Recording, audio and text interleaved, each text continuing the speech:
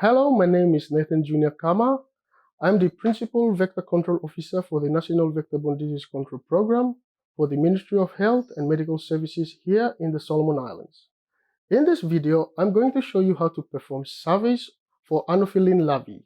This technique captured immature mosquito from aquatic habitats of many species. Biting female of Anopheles species are responsible for transmitting malaria. We use larval sampling to monitor changes in the proportion of positive larval habitats and to obtain adults reared from collected larvae to test for insecticide resistance. Different species of mosquitoes or mosquito larvae have aquatic habitat preferences. The larvae of these species can be found in a variety of natural and human-made freshwater habitats. They are typically located at the water surface and frequently next to vegetation or surface debris. In larger pools and ponds, they are usually near the margin, not open or deep water. Anopheles larvae are often found in a range habitats, including transient pools, ground pools, pig wallows, wheel tracks, brackish swamps, fresh swamps, streams, drains, and ditches.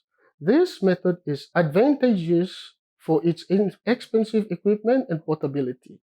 Collecting larval samples allow us to record the presence of larval or larvae and merge findings with subsequent laboratory analysis. However, this method is a poor indicator of adult production.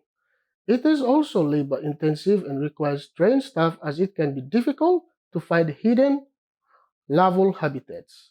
Experience is very important as the more a person does larval survey, the better at larval survey one becomes.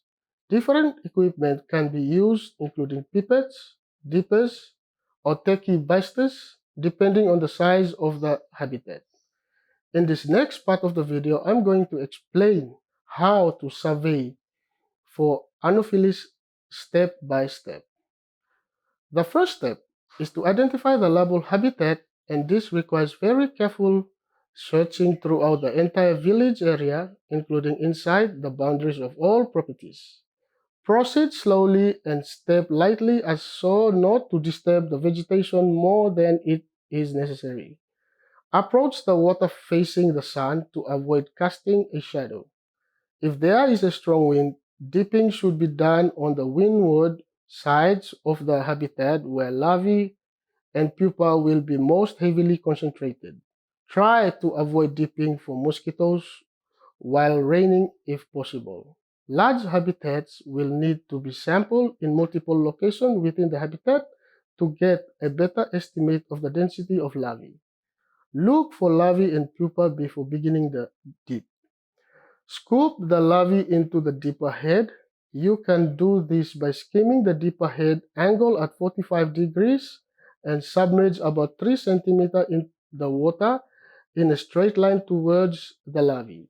In a very small habitat, you may need to use the techie buster to transfer water from the habitat to the dipper or tray to better see the larvae or see any larvae. The standard number of dip is 10 from each sampling location. Wait at least 2 minutes between each dip to allow larvae to resurface. Count the number of larvae in each dip and record the data, even if there are no larvae or pupa in the dip. Note that first instar of larvae can be very hard to see but might still be there in the large numbers. Empty water away from the aquatic habitat to prevent further disturbing the habitat. Transfer the collected samples into vials using the pipette. Ensure not too many larvae are placed in each vial. Use at least 2 ml of liquid for each larvae. Seal and label the vial containing immature mosquitoes really well. Some of the water from the habitat can be used to transport the larvae. Keep them cool during transport and consider using a cooler box to protect them. To kill larvae, you can use hot water from a kettle or put them directly into a vial with more than 70% ethanol. Be careful not to add too much habitat water and dilute the ethanol below 70% as the mosquitoes may decompose. The samples of larvae and pupa can be stored in 70% ethanol for an extended period. Ensure that you have taken the GPS coordinates of survey to measure changes in larval numbers. That concludes our tutorial video. Thanks for watching and good luck.